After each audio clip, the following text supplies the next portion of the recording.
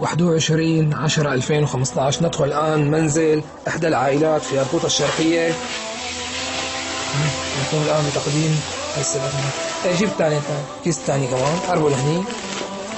تمام بس حطه عندك اتركه ولا وهي. روح جيب الكيس الثاني.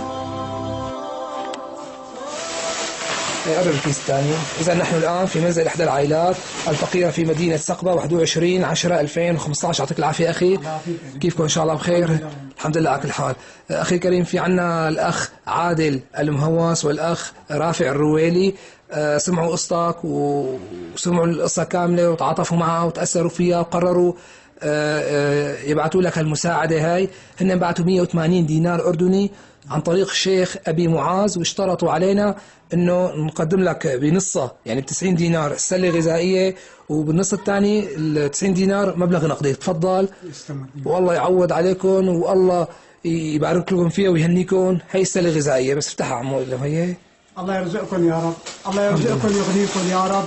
الحمد لله. والله لو تعرفوا الحاله، والله لو تعرفوا الحاله. رشيد افتح كمان اللي هي كلها. الحمد لله. وللتنويه اخي هي اكبر سله غذائيه، اكبر سله غذائيه تتقدم.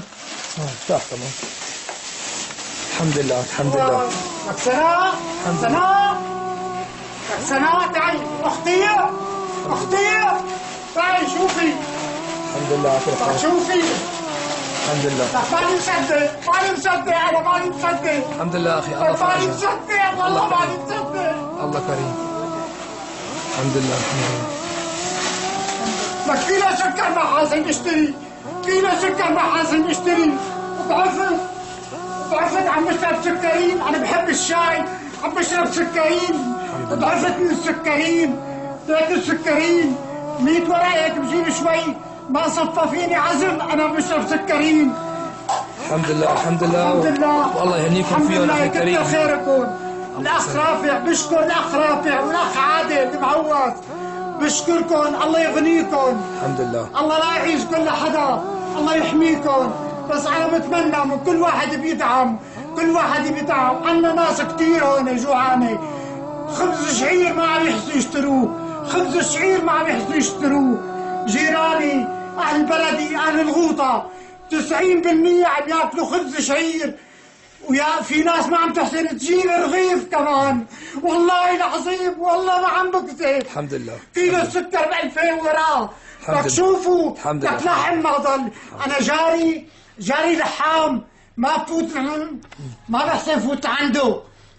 حقوية اللحمة 1000 وراه، حق الكيلو 5000 وراه. ما بحسن بشتري ويا اللحمة. الله يحميكم.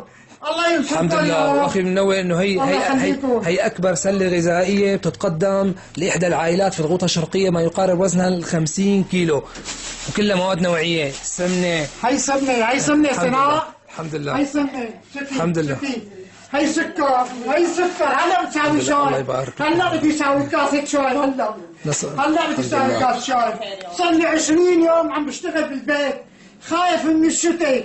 حطب ما معي. السقف ساندو مشان ما يعرق السقف. صار لي 20 يوم عم صلح بالبيت.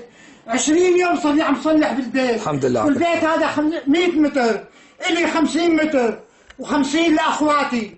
البيت ما كله إلي كمان، الحالة بالمرة. الحمد لله. والله بعين. أنا بتمنى منكم تبعتوا مساعدة لكل واحد محتاج. عنا 90% ما حاسين ياكلوا، ما حاسين يجيبوا رغيف.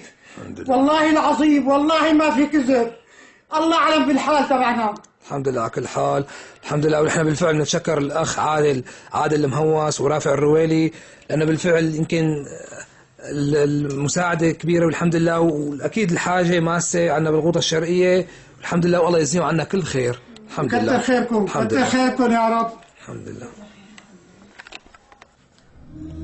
أنا فردت السلة ماني مصدق الأغراض هي اجت عندي هون. الحمد لله. أنا إلي أخ معاق هي صورته من سنة ونص توفى. ليش؟ من قلة الغذاء. والله من قلة الغذاء توفى. ما عاد حسن يمشي. آخر جمعتين 3 ما حسن يمشي. يطلب كاسة الشاي ما حسن ساوي له إياها. والله من سنة ونص توفى. هي بطاقة شوفها. ما شفناها بطاقة معاق. هي بطاقة معاق.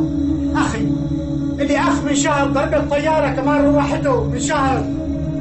ماني مصدق أنا، ماني مصدق. يكتر خيركم، يكتر خيركم على هالغراض.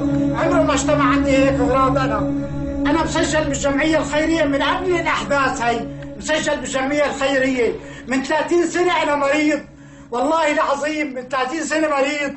الحمد لله على كل حال، والله يجزيك كتر خيركم، كتر خيركم. الحمد لله، الحمد لله يا ربي.